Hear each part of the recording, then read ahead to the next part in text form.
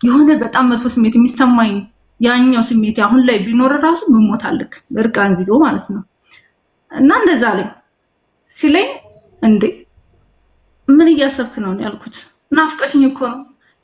የፈለገ ብናፍቅ እንዴት እርቃን ቪዲዮ ትጠይቃለህ? ሴት ልጅን እንዴት አንተ እህቶች ላይ እንዲደርስ የማትፈልገውን ነገር ለምን ሌሎቹ ላይ ታደርጋለህ አልኩት።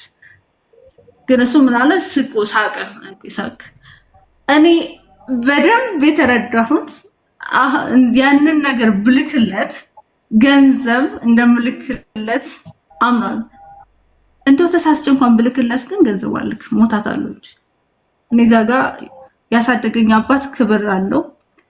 አው ተሳስቼ ብዙ ነገሮች አድርጌ ይሆናል፣ ግን አባቴ እንዴት እንዳሳደገኝ አውቃለሁ። ሰው እንኳን ሲሰድበኝ እንደዚህ ቀና ብዬ አንድ መልስ አልመልስለትም። ስሬሶኝ ኮስተር ብዬ ጥዮ ሄዳለሁ እንጂ ዛጋ አፉን ሲከፍት ውሎ አንድ ሰው አፉን ሲከፍት ውሎ ቢያድር አንድ መጥፎ ቃል አልናገርም። እሱ ብዙ ነገር ሰድበኛል። በሞት አንድ ቃል መጥፎ ቃል ከኔ አፍ አይወጣም ምንም። ምክንያቱም እሱ ጋር እሷ እኮ እንዲህ ያለችኝ እያለ እንዲኖር አልፈልግም። እሱ ግን ከራሱ አፍ በወጣው ነገር እድሜ ልኩ ሲጸጸት ነው ሲጸጸት እንዲኖር ፈልጋለሁ። ምክንያቱም እኔ እዚህ ጋር እሱ የሆነ ነገር ባለኝ ቁጥር አንተ እኮ እንደዚህ አድርጋለህ እንደዚህ ይሆናል አንተ እኮ እንደዚህ ይሄ ማለት አቅቶኝ አይደለም ማለት እችላለሁ። ግን ራሱ ህሊናው እያወቀ ህሊናው እንዲወቅሰው ነው የምፈልገው። ማንንም ይሁን ምንም እኔ ከልጅነቴ ጀምሮ በህፃንነቴ ነው ከቤተሰብ የተለያየሁት። ባዶ ቤት ተሰቃይቼ ያደኩት ተርቤ ነው።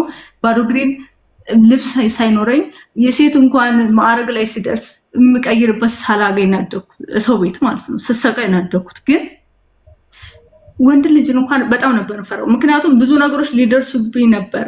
ብዙ ነገሮች ከዛ ነገሮች ሁሉ ድኜ ነው እነዚህ ሁለት ልጆች ላይ የወደኩት። ግን አንዳንዴ መከራዎች ሲበዙ ለበጎ ናቸው፣ ሊያስችል አይሰጥምና በጣም ብዙ ነገር ደርሶብኛል። በጣም ብዙ ይሄ ጥቃት የሚባል ነገሮች ወይም ደግሞ ለሞት የሚያደርሱ ምቶች ተመትቼ አውቃለሁ። ግን እግዚአብሔር ይመስገን አሁን ላይ የኔ ችኩልነት አሁን እነሱን ማመን አልነበረብኝም።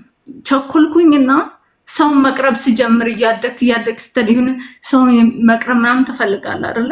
ለዛ ነው እነሱ ላይ የጣለኝ። ግን አላማረም። ፈጣሪን አሁን ቢሆን አላማረም። ለኔ ያለው ወደፊት ይመጣል። ግን አሁን ካንተ አንድ ነገር እንፈልገው እዚህ ጋር የሆነ ነገር እንድትለኝ ፈልገው። አሁን እሱ እዛ ነገር ላይ ተሳስቻ ማለት በቃ አቁም ያለው ብሎኛል። እኔ የልጅቷ ስልክ እሱ ይሁን እሷ ትሁን የደወለችው ባላቅም ሚስትየዋ የምትባለው ስልኳን ሴፍ አድርጌው የልጅቷ ፎቶ ነው ቲክቶክ ላይ እንትን ኢሞ ላይ መጣልኝና በሱ ስልክ አስደውዬ ልጅቷን ማለት ነው እንደዚህ ባለቤትሽ ነው ወይ አሁን አብራችሁ ናችሁ ወይ ብዬ ላስጠይቃት አላስጠይቃት እያልኩ ነው። እኔ ጋር ውስጤ ላይ እኮ ብዙ ጥያቄዎች አሉ። ግን የእውነት እንኳን ከኔ ጋር እግዚአብሔር ፈቅዶሱ የኔ ቢሆን ከልቡ ይቅርታ እስካላለኝ ድረስ ሞታለሁ እንጂ ከሱ ጋር አልሆነ ተጸጽቶ አምኖበት ካልሆነ በስተቀር ማለት ወደኔ የሚመጣው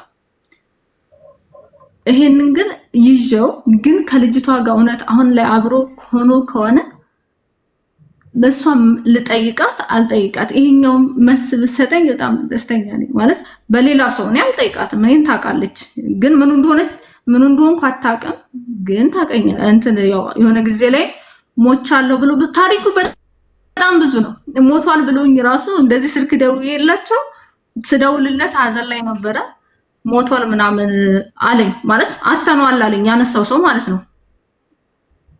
ከሴት ጋር ማይቸው እንደዛ ብዙ ነገሮችም አድርጎ ግን በሰዓቱ የዛኔ ደግሞ የሆነ ስሜት ነበረኝና በጣም ነበር የተረበሽኩት። እና የዛኔ እሷ ጋር ደውዬ ነበር ስልኳን ሴፍ አድርጌው ስለነበር በጓደኞቼ ደውለውላት ናቲ ምንድነው ምናምን ሲሏት አው ነው እኮ አለች። እሷ ደግሞ የመሰላት በሰዓቱ ለቅሶ ስለነበረ የለቅሶውን ምን ጠይቃት ነበር መሰለኝ የመሰላት። አሁን ልክ ነው እኮ አስትል በቃ ምን ልበል እንግዲህ አፍቃሪ ያውቀዋል ስሜቱንና ብዙ እንትን ነበር የተሰማኝ የሆነ ነገር ሆነ ነበር። ግን በዛ ሰዓት ስልኳ ነበረኝ እና አሁን በሌላ ሰው ስልክ አስተውዬ ብጠይቃት ችግር አለው ማለት ባስጠይቃት አብራችሁ ናችሁ ወይ አይደላችሁም የሚለው እድሜሽ ምን ያህል ነው?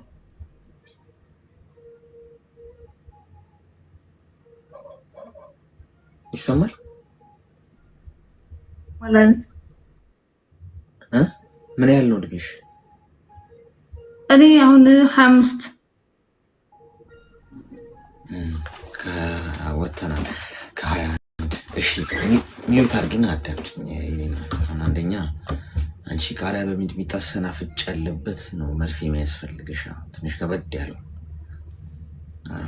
ከቤት የማያስወጣውን 1 ሳምንት ወይ ለ1 ወር ምናምን እሱን ወቅተንሽ ክትትል ሊያስፈልግሻል። ገብቶሻል? ምክንያቱም እኔያ ያ የደፈረሽ ወንድ ባይዞ ጥቃትን አትታገሱ ሴቶች የምትሰሙኝ ከሆነ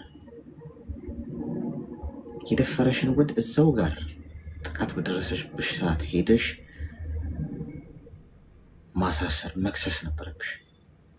አንድ ወንድ ሚስቱ እንኳን ለወሲባዊ ግንኙነት ዝግጁ ካልሆነች ፑሽ አድርጎ እባክሽን እናት አይዞሽ ምናምን እንደዚህ ብሎ አባብሎ እንደዚያ ነገር ውስጥ ቢከታት እንደ ደፈራት ነው የሚቆጠረው። ምንም ጥያቄ ነው። ካልፈለገች አልፈለገችም። ወድ በቃ አትንከኝ ካለች ኢንትረስት ከሌላት ለዛ ነገር ዝግጁ ካልሆነች የሁለት ሰዎች መፈቃቀድ ይጠይቃል ጉዳዩ። እንደዛ ስተሆኑ የምታረገው ነገር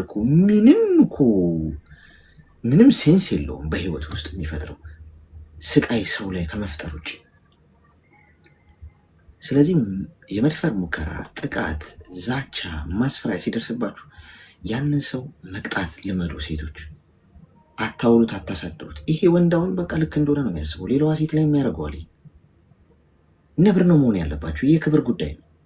ሳትፈልጊ ጫፍሽን መንካት የለበትም። አንድ ወንድ ፍቅረኛ ነኝ ገለመሌ ባል ነኝ በቃ ካልፈለግሽማ መከበር አለብሽ። ገላዋ መከበር አለበት። በገላዋ ላይ የማዘዝ መብት አላት። አንዲት ሴት እምቢ የማለት መብት አላት። አልፈልግም የማለት መብት አላት። ይሄ ሊከበር ይገባል። ይህንን ጥሰው የሚሄዱ ሰዎች ሊቀጡ ይገባል። እዚህ ውስጥ የምሰሙኝ ወንዶችም ይህን ጉዳይ ነገ ሴት ልጅ ላይ ይከሰታል። ይሄ ሴት ልጅ ስትወልድ ይቀጥላል። ይሄ ሲሪየስ ነገር ነው። ገብቶሻል አይደል? እንደ ወንድ ይሄን ነገር አክሰፕት አላደርግም። ማንም ሰው ላይ እንዲደርስ ነው። በባለትዳሮች መካከል እንኳን ይሄ መኖር የለም። በቃ ኢንተረስቱ ከሌላት ሪስፔክት አድርገው፣ ገላዋን አክብረው። ስትፈልግ ይሆናል እኮ አለቀ። ሁለተኛ ስህተትሽ ምንድን ነው? እንደ እህትና እንደ ወንድም እንቀጥል ሲልሽ ከዚህ ቁስል ሳትድኝ፣ ከዚህ ግንኙነት ከደረሰብሽ የስነ ልቦና ጫና ጥቃት ሳትድኝ ሌላ አይነት ግንኙነት ውስጥ መግባት አልነበረብሽ። ሊያባብልሽ ሊመክርሽ ይበል ምንም ሊበል እንደ እህትና እንደ ወንድም አያስፈልግም። ከወንድ ልጅ ርቀሽ ሲንግል ሆነሽ የደረሰብሽን ነገር ማከም ለብቻሽ፣ ከስነ ልቦና ከደረሰብሽ ነገር ማገገም። ገብቶሻል? ውስጥሽ ጥላቻ እንዳይበቅል። እንደዚህ አይነት ጥቃት ሲደርስባቸው ሰዎች ኮምፕሊትሊ የወንድን ፍጥረት የመጥላት የመፈረጅ ህመም ውስጥ ይገባሉ። ይሄ ህመም ነው በነገራችን። አንድ ሰውን የበደላቸው አንድ ወንድ ግን በቃ ወንድ ሲያዩ ይፈራሉ። በቃ ኢቭን አባታቸውን ይፈራሉ፣ ወንድማቸውን ይፈራሉ እና ማይሆን ትራውማ ውስጥ ይገባሉ። ገብቶሻል? ከዚህ ነገር ለመጠበቅ አይምሮሽ እንዲድን ጥቃት ያደረሰብሽ አንድ ወንድ እንጂ የዓለም ወንድ እንዳልሆነ መረዳትና መዳን ሲገባሽ ቀጥታ ወደ ሌላ ግንኙነት ውስጥ ገባሽ።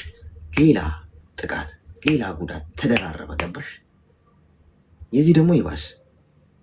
ይሄ ደግሞ የመጨረሻ አራጅሽ ነው። ይሄ ደግሞ የባስበት የራቁት ቪዲዮ ላኪልኝ አለሽ ማለት ከሌላ ሰው ጋር ነው፣ ከሌላ ሰው ጋር ከእሷ ጋር ነው፣ ከቀድሞ ፍቅረኛው ጋር ነው ብለሽ ማጣራት የሚጠበቅብሽ። ይህን ሰው አየር ላይ ትተሽው ነው መሄድ ያለብሽ።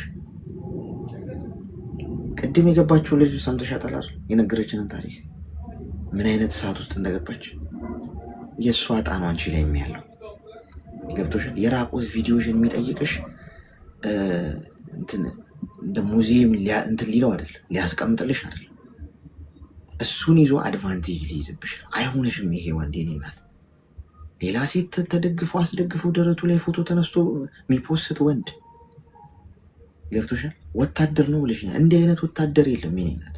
ውትድርና ልብ ነው። ገብቶሻል? ምናልባት እድሉ ቀንቶትን ልብሱን ያንን የተከበረ ዩኒፎርም ለብሶት ሊሆን ይችላል። የየትም ሀገር ወታደር ይሁን ውትድርና የሚለው ጽንሰ ሀሳብ ጋይስ ልብ ይጠይቃል።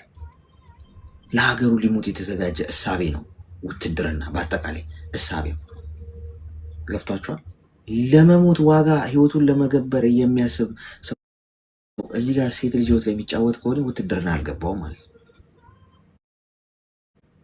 ወታደር መሆን ማለት በልብ ነው። እኔም ወታደር እኮ ልሆን እችላለሁ። ግዴታ መዋጋትና ውትድርና ማለት ልብ ነው ያልኩሽ። ሰውን ያለ መጉዳት፣ ለሰው ልጅ የመራራት፣ የሰው ልጅ ህይወት ላይ አለመረማመድ፣ አለመጫወት። ሴት ሀገር ናት ብሎ ሲነግርሽ ይውልና ለሀገሬ ለመሞት የተዘጋጁት ብሎ ግን ሴት ልጅ ያስለቅሳል። የሴት ልጅ ራቁት ይዞ ገና ለገና አድቫንቴጅ ላይ እንዲህ አይነት ወታደር የለም። ውትድርና በጣም የተከበረ ሙያ ነው። በነገራችን በግሌ የምወደው ማከብረው ጽንሰ ሀሳቡ ስለሚመቸኝ ነው ምልሽ ውስጡ ያለው እሳቤ። ስለዚህ አንቺ ከእንደዚህ አይነት ሰው ራቂ፣ አይጠቅምሽ። እንደውም እሱን ያገባችን የጠበሰች ሴት ካለች እዘኝላት። የኔ ናት አብራው ከሆነች እስካሁን እዘኝላት። ምን አይነት ህይወት ልትኖር እንደምትችል ከእንደዚህ አይነት ሰው ጋር ራስሽን አክብሪ እንጂ እንዴት ነው እንደዚህ የተገፋሽና እየተናቅሽ ላይሽ ላይ ቺት እያደረገ እየተጫወተብሽ እንደገና ከሌላ ሰው ጋር ሲንግል ነው አይደለም የሚለውን ለማጣራት የምትሞክሪው? ከዛሬ ጀምረሽ ራቂ፣ ከዚያ አካባቢ ከተጎዳሽበት ቦታ ራቂ። ብቻሽን ሁኚ፣ ስልክሽን ቀይሪ፣ ጸሎት አድርጊ። የተከበረ ሰው ነው የሚገባሽ። እንደዚህ አይነት ሰው አይገባሽ። ስቃይሽ ነው የሚበዛው። ስለዚህ አትጠይቂ፣ አታጣሪም፣ ስለሱ አትወቂም። ህይወትሽ ውስጥም ጭራሽ ሊኖር የማይገባው ሰው ነው ይሄ። ይህን ጭንቅላትሽ ውስጥ አስገቢው። ተገባባል? እሺ፣ በጣም ነው የማመሰግነው። እግዚአብሔር ያክብርልኝ። እሺ፣ አመሰግናለሁ።